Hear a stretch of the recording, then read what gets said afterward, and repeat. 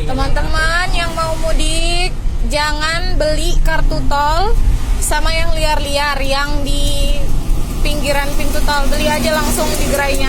Nih kita barusan ketipu, harga 50.000 nih Brizi. Tadinya 75 karena ditawar sama suami. Jadi dapat harga 50.000. Nah, pas mau ditempelin ternyata jong.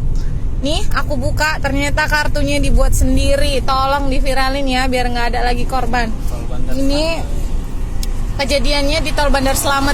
Terakhir ini beli lagi, ini yang asli. Ini langsung beli di gerainya, nih 75.000, beda ya. Beda. Plastiknya kilat, 70.000 harganya. Beda, jangan mau. Jangan beli di situ. Nih, ini yang asli beda. Nah, ini aku kopek nih ya, ternyata dibuat sendiri, memang setan.